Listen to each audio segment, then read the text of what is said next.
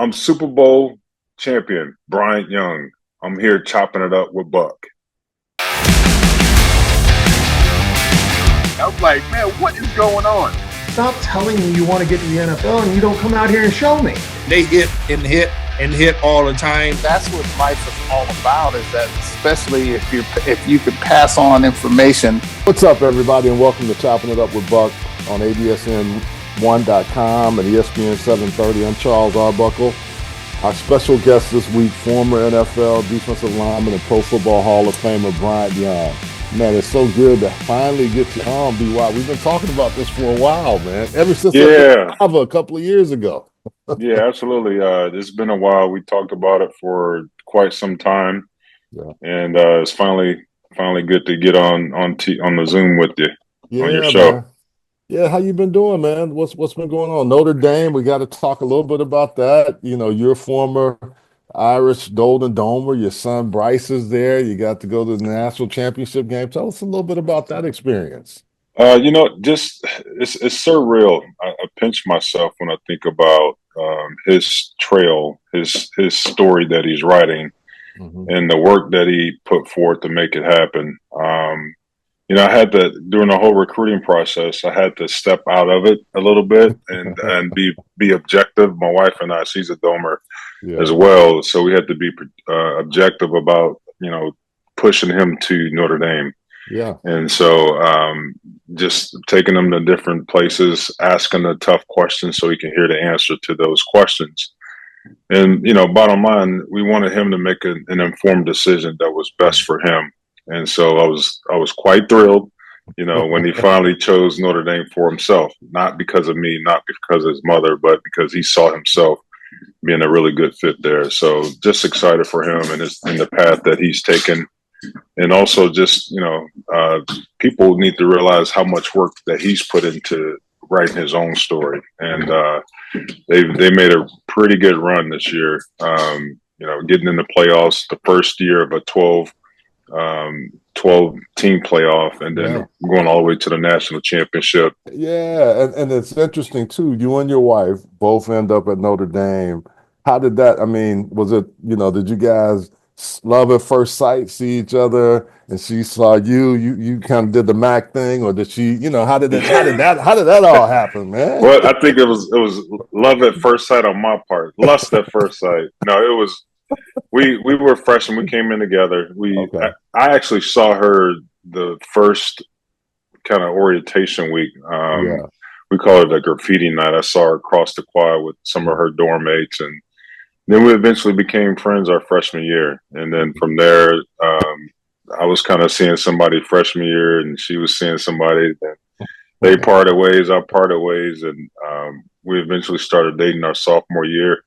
And been together ever since 1991. What is it different, and what is about the culture of Notre Dame that drew you, your wife, now your son, and so many others to that school? The education and the athletics and the mystique and being that it's faith-based, all those things speak for itself. But it's really the people that make up Notre Dame. My first time, going on a college visit, I had a chance to be around the guys. Like, I knew Notre Dame what it had to offer athletically and academically, and a little bit socially, but just being around the football program and just really understanding what those guys felt for each other, the compassion they had for one another. It warmed my heart in terms of just wanting to be at this particular place. Being that it was only an hour and 20, 30 minutes from home was a benefit. It could have been in Timbuktu and I still would have went. It's awesome because I played with Anthony Johnson and Rodney Culver and John Covington. And I mean, there's so many guys that I played with the Colts that were Notre Dame guys. It was just interesting to hear you talk about that. Did you think you were going earlier in that draft? You know what? When they do all the draft predictions, let's just say I'm glad I didn't have a high grade thinking that I'd be able to come out my junior year and I finished in 4 years. I graduated. But when it came down to it, I had a good season my senior year, and you just never know. You know, when you hear all the draft analysts and the mock draft picks and where people think you may go, I just wasn't buying it. You know, I knew I'd put in a lot of work. I knew what my value was, but I just wasn't sure. Yeah. And some were predicting, you know, top 10, top 15. And I even turned down going to New York. I was invited to go to New York because I still wasn't buying that. And I was just like, you know what? I don't want to be that guy. You know, you got the camera in front of your face and, you know, people are predicting you to go top 10 or whatever. And it's like, Yeah. whatever. And, but I decided to be with my family and friends in Chicago. And so, you know, I'll be honest, you know, for me to go at number 7 to a really good football team, they were at 15 and I think 23, they ended up drafting or trading up and then Yeah. they traded down. And so I was, you know, really thrilled that they picked me at the 7th spot. You know, I grew up a Bear fan, to be Okay. honest. And I became a Niner fan because they were beating my Bears in the playoffs. I was Yeah. like, who's this Joe Montana guy? And Yeah. Jerry Rice and And just when you came on the scene, rookie of the year, all pro. I mean, it was just, what was that rookie year like for you going from a high draft pick to exceeding expectations and then just having the career that you had? you know, it was it felt so real. I think Notre Dame prepared me very well in the sense that, you know, just never making a moment bigger than it is. It's never too high or too low. There's reality in between. And the other thing is that we played, you know, at that time you went all the way to January 1. And so I did that for 4 years.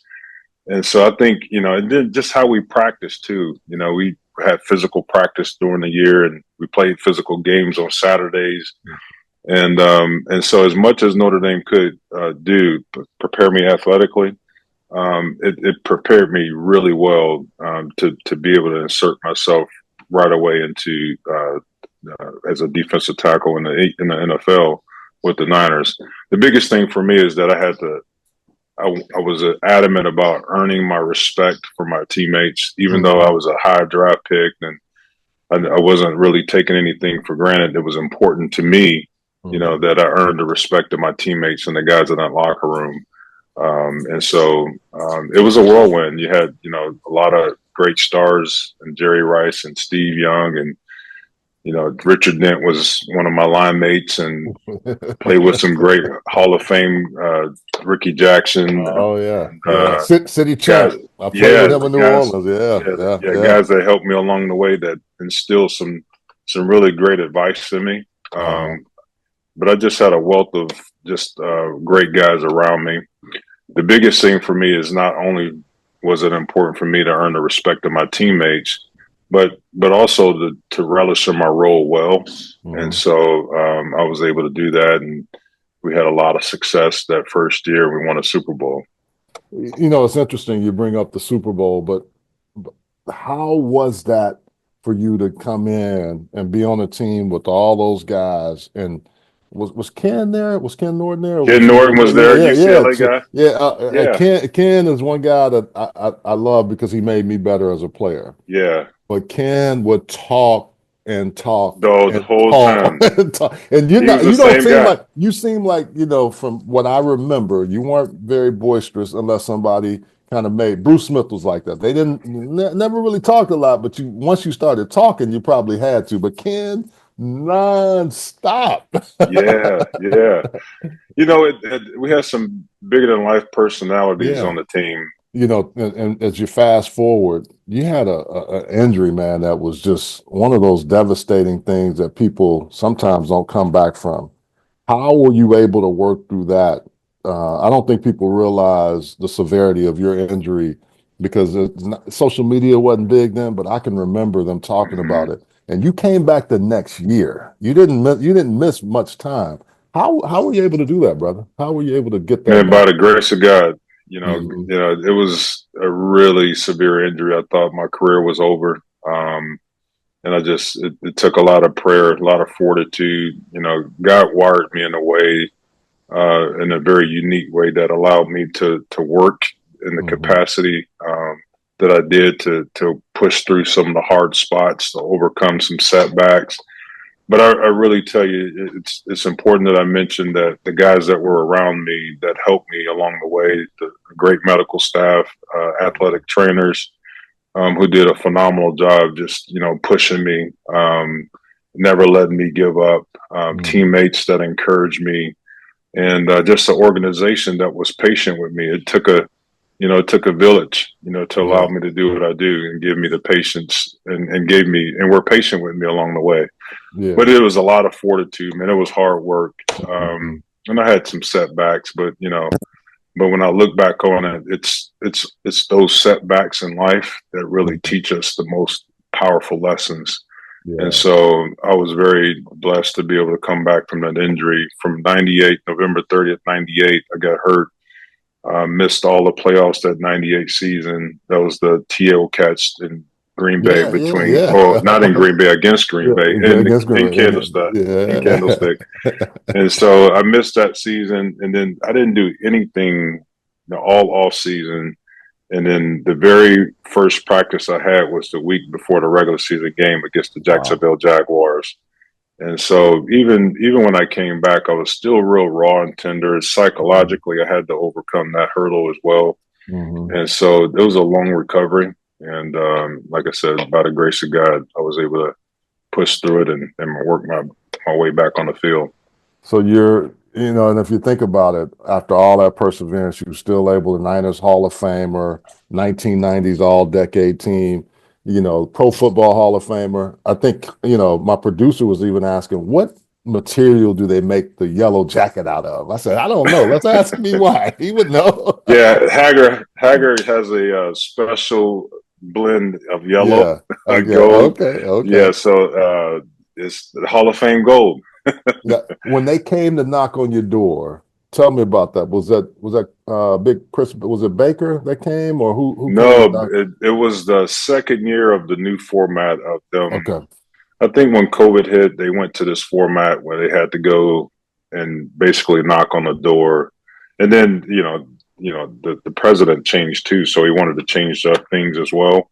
Okay. So this was the second year of them going personally to. And they were choosing Hall of Famers to go knock on the new enshrinees' doors. Yeah. So Charles Haley was the guy that knocked on my door.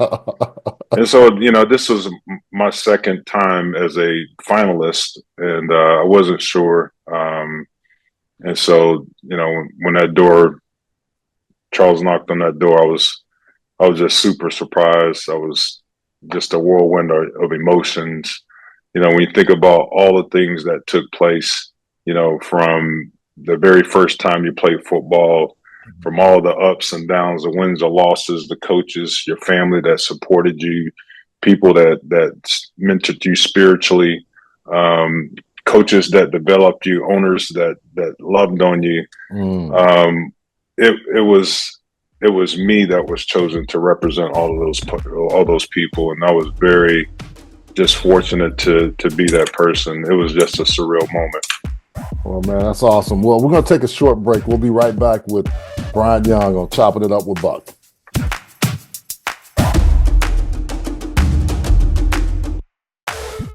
At Heslop Wealth Advisors, our goal is to help small businesses develop quality retirement plans for their employees. We provide the learning tools to help your company succeed and unmatched customer service. Welcome back to Chopping It Up with Buck on ADSN and our broadcast partner ESPN 730, The Game, with our special guest Bryant Young, or as we like to call him, BY. BY, so 8-time recipient of the 49ers annual Lynn Eshmont Award, which nobody else has made it more than 3, right? So how did that happen, brother? I'm still in disbelief. I'll be honest. Never. You played a game, and for me, I'll just say that. Speaking for me, I played a game very narrow focused and not really like you have goals. I never announced my goals, but I knew if I took care of what was really important at this particular time, what was in front of me, that everything else would take care of itself. And I was very fortunate to play with teammates in those different 8 years that I garnered and earned the respect from. And I'll say that that's not an award that you go around a locker room lobbying for. I was not a real vocal person. I was vocal. Don't get me wrong. I did speak. Oh, I got you. And When you spoke, people listen. exactly. Yeah, they And listen. that was about credibility, like earning the right to speak. And maybe I didn't take my opportunities to speak as often as I should have, but certainly when I said things, they were things that I was wanting to get across that meant a lot, that I thought that the team would benefit from as well as myself. Yeah. But I was very fortunate to play with guys that I had a ton of respect for. I know you've talked a lot about it, especially your Hall of Fame speech, losing your son, Colby. What was it so special for all of you guys to have him in your life for those years that you had him? It was very special. Kobe lived, till he was 15 years old. But I could tell you, Kobe loved everything sports. In fact, we sit and laugh at some of the old videos. Yeah. But he would sit down at our dinner table and do like a mock interview, like he was an athlete. And like he'd be the analyst asking the question, and then he'll flip around at the table and then be the guy that's being interviewed. And it was just a sight to see some of those things that he did. But he loved playing sports. He played soccer. He played baseball. Football was his love, and he ran track as well. He loved to cook. When Kobe knew that the end of his life was nearing, one of the things as his health started to fail, and he became so content with just where he was at each stage, losing football. He became content with just playing basketball. When basketball couldn't no longer be played, became content with being the chef. And then when he couldn't stand on his own, and couldn't cook, he just there was a level of contentment and resilience that he just kind of came to. And one of the things as he was dying is that he feared not the fact that he was dying, but he feared the fact that he would be forgotten. And we made a vow to him. It really broke our hearts that in his innocence and sincerity, that he thought that we would forget him. And we made a promise to him that we would never forget him. Every chance that we get, we will remember his name and say his name and talk about him and share stories. And so that's what we're doing. And my speech was a lot about that, just to fulfill a promise on a stage as big as the Hall of Fame. And we love him. We miss him. And sometimes I feel like we don't do enough to advocate for this terrible disease and cancer. Yeah. And there's so much more that could be done. And I wish that people can understand the amount of money that doesn't go to pediatric cancer that they can benefit from, because the same drugs are being used for pediatrics that are being used on adults. And I think it's a bit unfair. So we're always pushing to bring more funding to pediatric cancer. What was it, and that's a great point. And I bring him up because I just remember your family, how you guys handled everything in such a tough time. But what was one of his favorite things to cook? Because I remember you telling me that was one of the things you used to say, man, this little boy, he loves cooking. And I was like, what was his favorite thing to grill or make? He loved cooking steak. For his family. Yeah. He didn't get on the grill as much, but he would cook it in the kitchen. But he loved making his own seasonings. And he made his own rubs. He would get in the kitchen and research and do his homework and come up with his own rubs and have taste tests. And then he also loved to do chicken stir fry. So those were his two favorite meals. Well, we're not going to let his memory go without being remembered. And the rub piece got me. If he'd like to do spices, man, I got to hear those recipes, because that's awesome. That is awesome.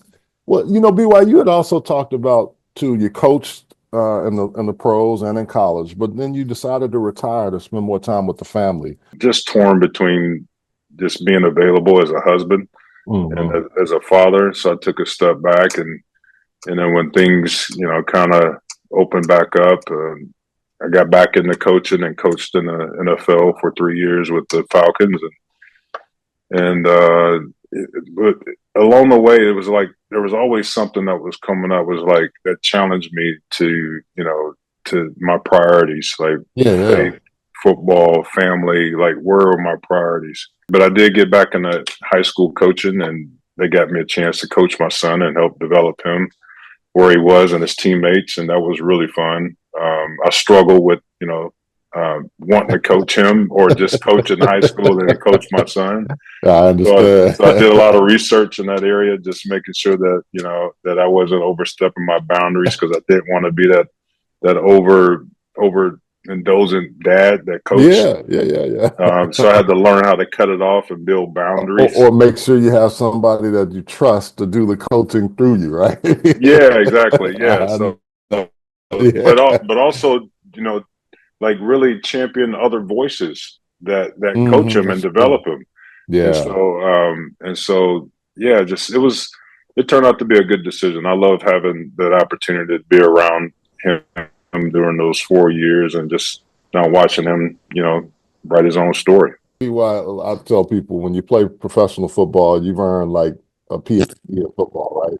When you get to a certain level, people should listen to what you got to say. Yeah. And your kids Yeah. don't always see that. They just say, Yeah, they ah, don't. Yeah. Like I could yeah. say one thing and then somebody to say the exact same thing, and it may come off different, or it may resonate with them. Mhm. And so yeah, it's parenting is a work in progress. Well, what about college football, the landscape? And we'll get you out of here in a few more questions.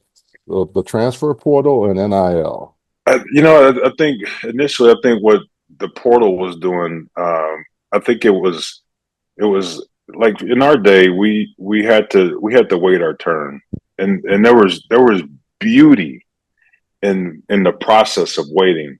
Like Mhm. you learned a lot in waiting, as opposed to getting something right now and that Yeah. you hadn't quite earned or you could appreciate. And so the portal, I mean, it's twofold. Like if some guys don't like where they are, or somebody say something hard to them, they want to get up and transfer and move to the next opportunity. Or, in ways it can be a benefit is, hey, I'm not getting my turn, and I think I'm ready, and I want to get my turn. Let me go over here and work it out. Yeah. And to that fact, it's a benefit. Well, and it sounds exactly like the maturity of a player. Like you said, there's something about having to work through not being the starter, or having a guy that that is just as good as you, and you have to figure Yeah, out a way to beat him out, or just yeah, whatever it is, the adversity factor that so many folks now. But I do like what you're saying. If you need that chance to go, you should have that opportunity as well. sure.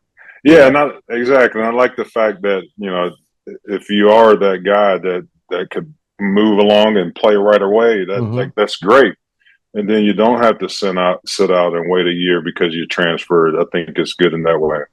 One last one for you. Super Bowl week, man. We got to ask you about KC and Philly. Well, I know the Chiefs are on the verge of a three-peat, Yeah. and so a lot of people are rooting for that, and some people are not, and they're rooting against that. Yeah. And Yeah. um, and so this is a rematch between Philly and KC, and a lot of people want to see Philly in the Hurts era get this Super Bowl. And I think they're very deserving.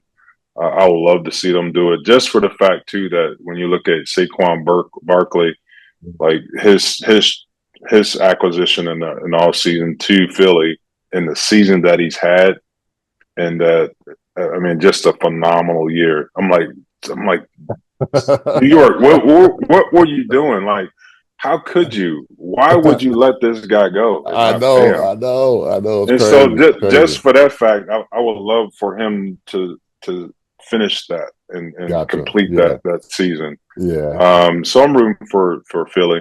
Yeah, Okay. All right. All yeah. right. Well, man, we're gonna get you out of here. We call it the 2 minute drill. Just the first thing that you think of. You put on the pads. You're ready to go. You've already done everything on the board. So we're just rapid fire. First thing comes to your mind. What's your favorite day of the week? Wednesday. No, why Wednesday? Hump day, man. It's, Well, it's downhill from there.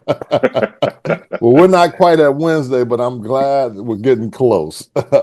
What's your nickname that your parents or your family call you that, we call you BY, but was there something else growing up they called you? My brothers used to call me SA. It was SA stood for special attention. When I was about 11 or 12 years old, I broke my ankle, Oh, wow. and so they called me SA because my mom, she would take extra care of me and give me special attention. Oh, that's awesome. If you could travel backward or forward in time, where would you go? I would go back to the Roman days and just Mm, understand just how Christianity was spreading during that time, and mm, just really understand that era in history in those days. that's awesome. Well, I guess I got to ask, who's your hero? I kind of think I know the answer to that one. Yeah, that's twofold. Yeah, I would say my dad is my yeah, hero. Really, just in terms of where he came from and the things, and my mom as yeah. well. She's not living with us now, but just all that he's been through, and he had to overcome and made a better opportunity for his family. Oh, awesome, man. Last one. Is there a quarterback you didn't sack that you wish you could have? Yeah, well, any Rams quarterback for sure. Well, But Brett BY, Favre, I'd love second him. oh, okay, okay. Yeah, that's good, good. Well, BY, so good to have you on, man. We appreciate your time. We got to have you back in Philly for you. I think I'm going Jalen Hurts as well. I'm kind of leaning that way. Yeah, Doing that that would as be a well. good one. Well, Yeah, we'll get you back on when you have some time, man. Good chopping it up with you. absolutely. Thank you, Buck. All right, appreciate it.